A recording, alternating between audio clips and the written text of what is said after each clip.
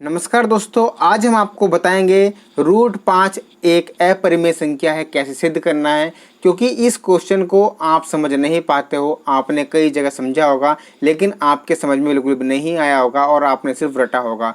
तो कैसे इसको समझाना है, बिल्कुल आपके कॉन्सेप्ट क्लियर कर दूंगा। इस तरह क्वेश्चन आपको कैसे करने हैं सबसे आसान तरीके में, चाहे रूट 5 हो, रूट 2 हो, रूट 3 हो, रूट 7 हो, रूट 11 हो। इस तरह के सवाल आपको कैसे करने हैं। देखिए, सिद्ध करना है रूट 5 एक अपरिमेय संख्या है। पहले हम समझ लेते हैं अपरिमेय और परिमेय का मतलब क्या होता है। परिमेय संख्या वो होती हैं जो या तो बटे बटे में लिखी हुई हो, या फिर अगर बटे में लिखी हुई हैं तो फिर वो पूरी पूरी कट जाएं। जैसे कि मैं आपको बता दूं, जैसे यहाँ पर लिखा हुआ है 2/3/2 है, तो इससे भाग करोगे तो 1.5 आ जाएगा पूरा पूरा। ठीक है, अच्छा 3/2 हो गया, ये तो हमारी परिमेय हो गई। अच्छा, तो हमारी है 10/3। अगर 10/3 है तो 3 से उसको भाग करोगे, 3 तिया 9, एक बचेगा पॉइंट लगा के 0 बढ़ाओगे, 3 तिया 9, बार बार 3 आता रहेगा तो रिपीट हो रही है। या तो पूरा पूरा कट जाएगा, रुक जाएगी, शांत हो जाएगी, या फिर रिपीट होती रहेगी। ठीक है, तो इस तरह से जो संख्या होंगी वो हमारे परिमेय होंगी। और जो बार बार रिपीट होती ही नहीं है, बार बार अंक बदलते रहते हैं, ना तो कहीं पे रुके और ना ही कहीं पे रिपीट हो, चलती रहती हैं, तो वो संख्या जो है हमारी होती है वो अपरिमेय होती हैं। जैसे कि 22/7 पाई जो है। अच्छा, हम सिद्ध करते हैं रूट 5 एक अपरिमेय संख्या है। तो ये कैसे करना है, तो रूट 5 एक अपरिमेय संख्या है, इन्हें हमें सिद्ध करना है। लेकिन इसके विपरीत हम मान लेते हैं रूट 5 एक परिमेय संख्या है। हम क्या करेंगे, मान लेंगे रूट 5 एक परिमेय संख्या है और उसके बाद में हम अपनी ही बात को गलत साबित कर देंगे। उससे ये सिद्ध हो जाएगा कि रूट 5 एक अपरिमेय संख्या है। कैसा करना, देखिए हम लिखेंगे माना रूट 5 एक परिमेय संख्या है। माना रूट 5 एक परिमेय संख्या है। भाई, जब रूट 5 एक परिमेय संख्या है तो इसको हम बटे के रूप में लिख सकते हैं। हम लिख सकते हैं रूट 5 बराबर a/b। तो रूट 5 बराबर a/b, जहाँ a और b सह अभाज्य हैं। अब सहअभाज्य का मतलब समझो क्या होता है। सहअभाज्य का मतलब है छोटे से छोटा रूप, मतलब ये कट नहीं सकते कहीं पर भी। जैसे कि सहअभाज्य का मतलब ये होता है, मान लो यहाँ पर लिखा हुआ है 10/3, ये कट नहीं सकता, ये हमारे सहअभाज्य हैं दोनों संख्याएं। सहअभाज्य का जोड़ा होता है तो 10 और 3 का जोड़ा है, ये कभी भी कट नहीं सकते। अच्छा, जैसे कि यहाँ पर है 2/4, तो ये हमारे सहअभाज्य नहीं है, क्योंकि 2 1 2 2 4 1/2। अब ये हमारा सहअभाज्य है। ठीक है, तो इसी तरीके से कट नहीं सकते बिल्कुल भी।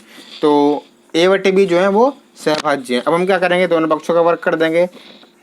दोनों पक्षों का वर्ग करने पर क्या होगा भाई, रूट 5 का वर्ग करेंगे तो ये आएगा 5, a का a² बटे में b²। अब हम क्या करेंगे, अब हम इनकी क्रॉस मल्टीप्लाई कर देंगे। क्रॉस मल्टीप्लाई क्या होगी इसकी, भाई b² की 5 से, तो 5b² बराबर में a²। अब हम यहाँ से मान निकालेंगे b² का, तो b² बराबर a² बटे 5। इसको हमने मान लिया समीकरण नंबर 1। तो b² बराबर जो है a² बटे 5 हो गया। इसका मतलब क्या है, b² जो a² है, इसका मतलब हुआ a² जो है वो 5 से विभाजित है। तो हम यहाँ पर लिख देंगे a² 5 से विभाजित है। a² 5 से विभाजित है, इसलिए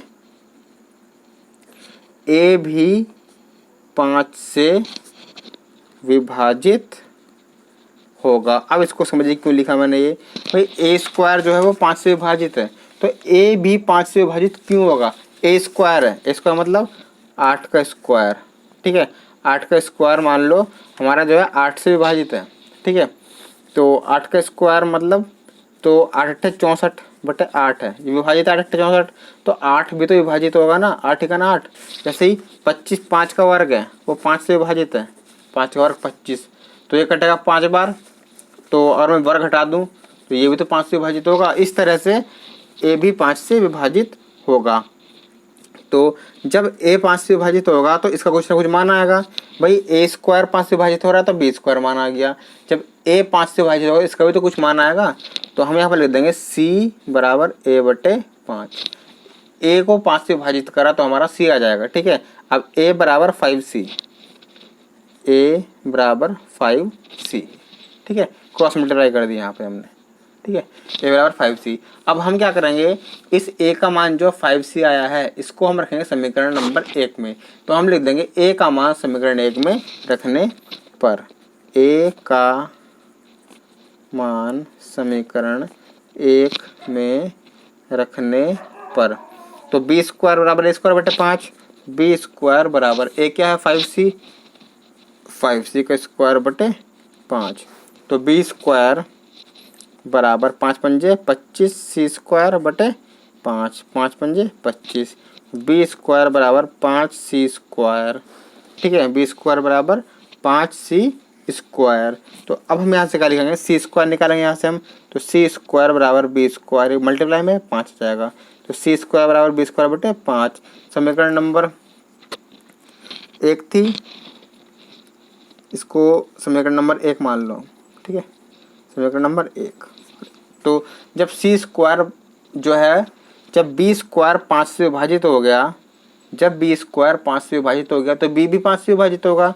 तो हम यहाँ पर लेंगे b स्क्वायर 5 से विभाजित है, b स्क्वायर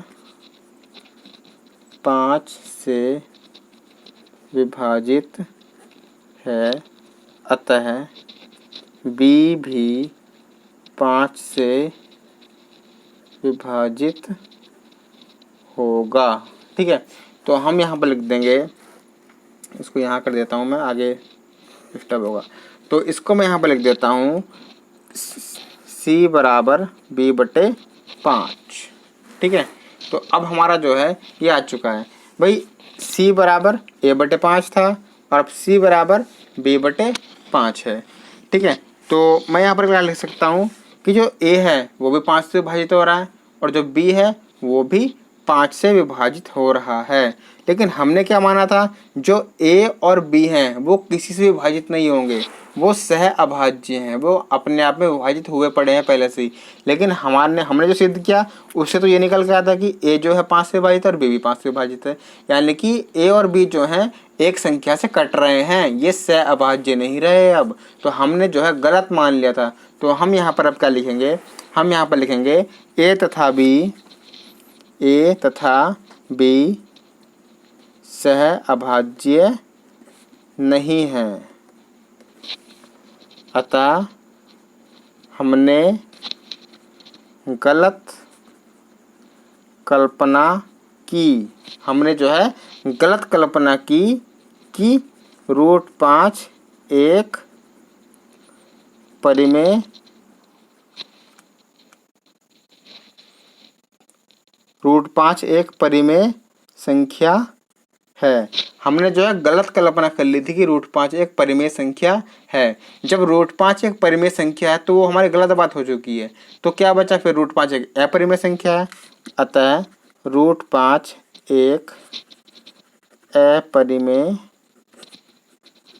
संख्या है।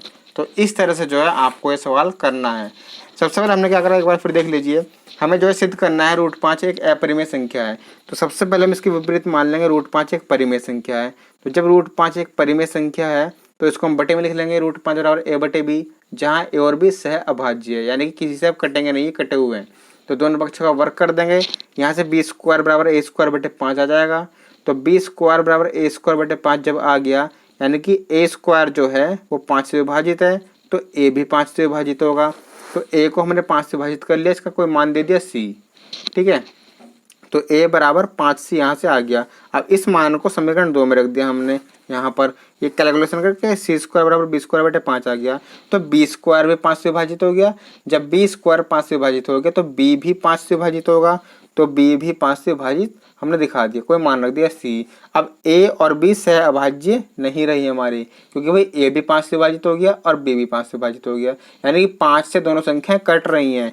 और हमने यहाँ पर जो है गलत माना था, तो हमें यही दिखाना है। a और b जो है हमने सह अभाज्य माना था, तो अभी जब कट गई हमने दिखा दिया तो ए और बी सहभाज्य नहीं रही, अतः हमने गलत कल्पना की कि √5 एक परिमेय संख्या है। √5 तो अपरिमेय निकली, तो हम यहाँ पर लिख देंगे √5 एक अपरिमेय संख्या है। तो इस तरह से जो है परिमेय संख्या सिद्ध करने वाले सवाल आपसे जो है सॉल्व किए जाएंगे।